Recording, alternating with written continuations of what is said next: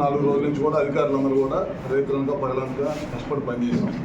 చాలా వరకు ముందు ఇబ్బంది లేకుండా బయటపడ్డాం. ఎందుకంటే ఎప్పుడు లేని విధంగా దాదాపు మనం 9 లక్షల క్యూసెక్ వాటర్ వస్తాయంటే దాదాపు 11.5 లక్షల పైన వచ్చింది.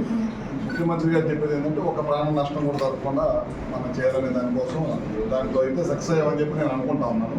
రాత్రి నుంచి కొద్దిగా స్లోగా తగ్గిపోతూ ఉంది వరద కూడా. దాదాపు వాటికి 8.5 లక్షలకు వచ్చాం. ఇది మంచి పరిణామం.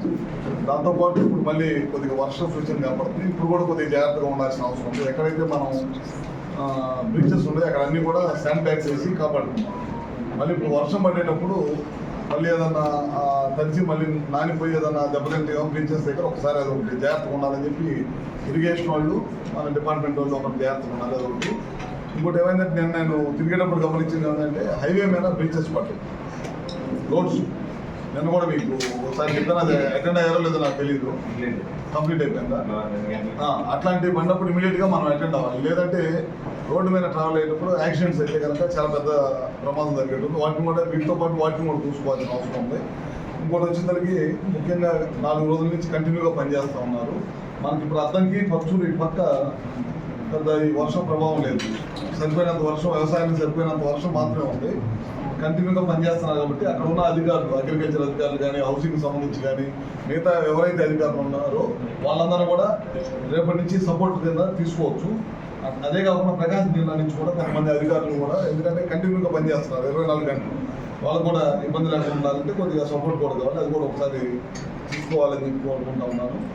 దాంతోపాటు ఇప్పుడు మన పౌరులకు సంబంధించి ఏం చేసామంటే మేము ఈపీడిఎస్, ఎస్పీడిఎస్ఎల్ నుంచి మ్యాన్ పవర్ని తీసుకున్నాం. దాదాపు 1000 మందిని తీసుకున్నాం. లైన్ మ్యాన్లు కానీ లేకపోతే ఇతర అధికారులు కానీ అట్లానే తీసుకొని రేపటి నుంచి ఎప్పుడైతే వాటర్ తగ్గిందో ఆ రోజు నుంచి వాటర్ ఫోర్స్ మీద పనిచేయమని చెప్పి చెప్తున్నాం. నేను మన ఈపీడిఎస్ఎల్ తేజ గారు కూడా వచ్చినట్టున్నారు కదా, ఇక్కడ కూడా వచ్చి ఆయన కూడా ఒక ఫీల్డ్ విజిట్ చేశారు. ఆయన కూడా గుంటూరులోనే ఉండి నేను అంటున్నారు. దాంతోపాటు పవర్ సంబంధించి అది ఈ 24 గ్రామాల్లో జనరేటర్లు పెట్టారు, 750 లైట్లు పెట్టారు, సెల్ ఫోన్ ఛార్జింగ్ ఫెసిలిటీ. ఇంకోటి నేను ఏమంటే నేను మా సోలార్ కార్పొరేషన్ ఉంది, ల్యాంపులు ఒకటి నేను తెప్పిస్తున్నాను. సోలార్ ల్యాంప్స్ అవి ఒక 1000 ల్యాంపులు మన జిల్లాకి ఇవ్వమని అడిగాను. మేము తోటి కోఆర్డినేట్ చేసుకున్నాను. అదొకసారి కొద్దిగా మీరు ఎవరైనా మన వాళ్ళని మన సార్ని అడిగి ఒక 1000 ల్యాంప్స్ ఎవరైతే లోపల గ్రామాల్లో ఉంటారో ఈ గ్రామాల్లో లంక గ్రామాల చుట్టుముట్టు ఉంటాయి కాబట్టి 3 డేస్ పట్టుద్ది కదా, సోలార్ ల్యాంప్స్ ఉంటే కనుక వాళ్ళకి లైట్ కి ఇబ్బంది లేకుండా అది కూడా కొద్దిగా ఇస్తే కనుక ఉపయోగం ఉంటుంది. ఈ ఫ్లడ్ అయిపోయిన తర్వాత ఇందాక మనందరం మాట్లాడుకున్నట్టు మెడికల్ గ్రామాల్లో కొద్దిగా వాటర్ తగ్గిన తర్వాత